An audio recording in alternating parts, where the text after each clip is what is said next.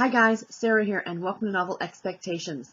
Today I'm coming to you with my 19th weekly wrap-up for 2016.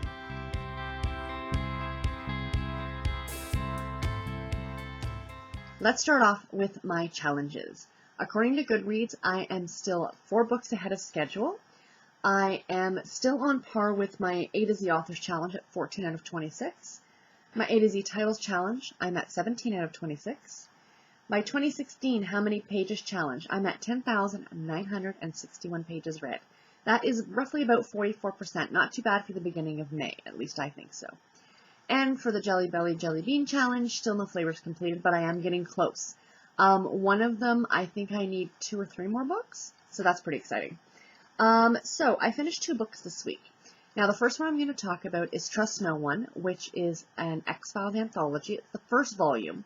So that really got me excited that there's probably going to be more than one, because I really, really love this. And it was edited by Jonathan Mayberry. This was an audiobook. It was narrated by Bronson Pinchot and Hilary Hubbard. Both did absolutely fantastic jobs. And I gave this a total of 3.5 stars.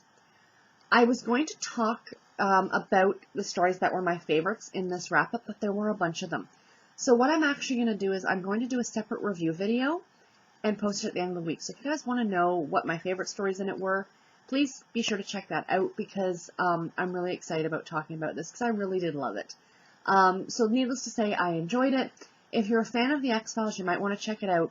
If you want to know more, hang tight and wait till the end of the week, and I will have a full review on it for you guys.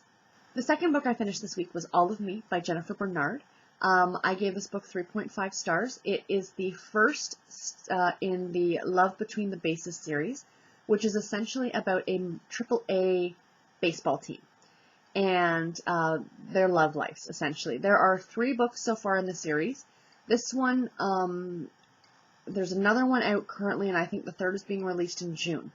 So what I actually decided to do, because it is all about baseball, and I love baseball, and baseball to me means summer, that I've decided I am going to read the 2nd book in June, and the 3rd book in July, and I think there might even be a 4th, like, novella or something, and I'll read that come August. But I want to read them all this summer, because they're summer books.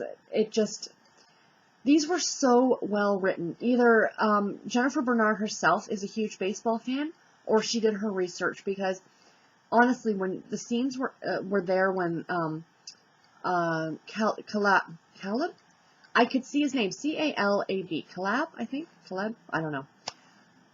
When the pitcher, Hart, his last name was Hart, when he was pitching on the mound, you felt like you were in that baseball stadium, and it was just fantastic.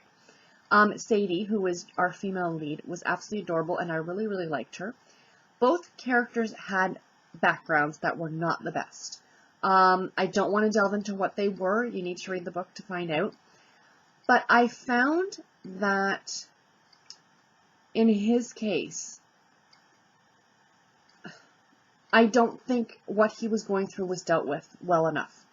I think that he really needed outside help, and I think he should have gotten it, but it might not have gone with the story, like it might not have fit into the plot of the story.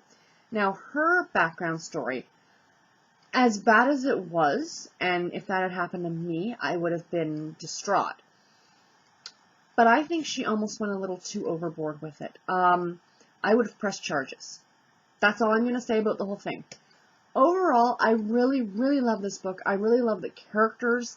The story itself was fantastic. The plot was fantastic. What I did take star ratings away from were the fact that these were some big situations that these characters were dealing with, and I felt that they could have been dealt with better, and they weren't. So it's a 3.5, more bordering on a 4-star book. So if you like contemporary romance, something fun for the summertime, definitely check this series out. I'm really looking forward to reading the 2nd book next month. What am I currently reading? Just yesterday, I started Secrets of Flight by Maggie Leffler. This is a historical novel about World War II that goes from World War II back to present day. I am not even 5 pages into it, so I really can't tell you guys too much about what I think about it. Hopefully I'll get it done this week, and I can talk to you guys about it next week. The other one that I definitely will not be getting done in time for next week is Dragonfly in Amber by Diana Gabaldon. I'm listening to this on audio. It is narrated by Davina Porter, who does a brilliant job at narration.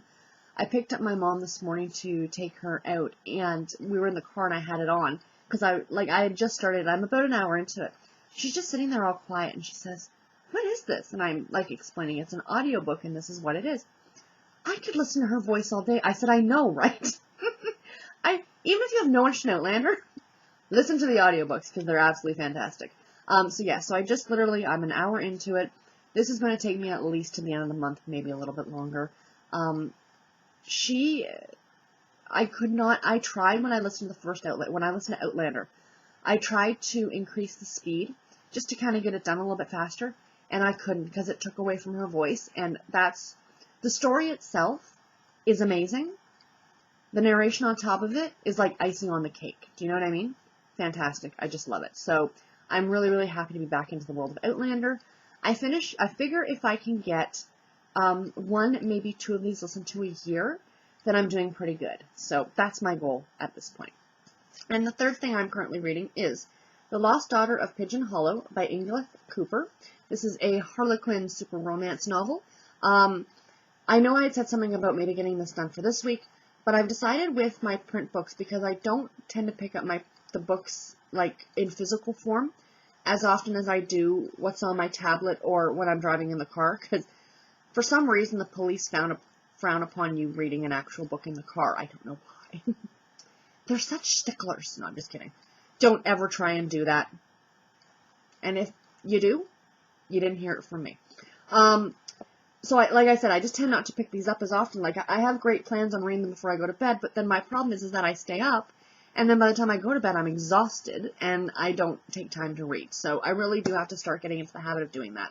So I figure with my print books, because I don't have as many of them as I have of audiobooks and ebooks, is that I will pick 2 of these a month to read, and if I get them done, I get them done. If not, then so be it. So far I'm really enjoying this story. It's about a woman whose mother passed away, and she is looking after her much younger half-sister. And she is running the family diner that I guess the mother left to her. And then this man, here on the cover, he walks into the diner, and he's very good looking, and she agrees to go on a date with him. Well, it turns out he kind of has a hidden agenda, and he gives her a letter from her father. Well, she always thought that her father was dead. So that's where I am at the story right now. Pretty intriguing. It's a nice family and friends kind of story.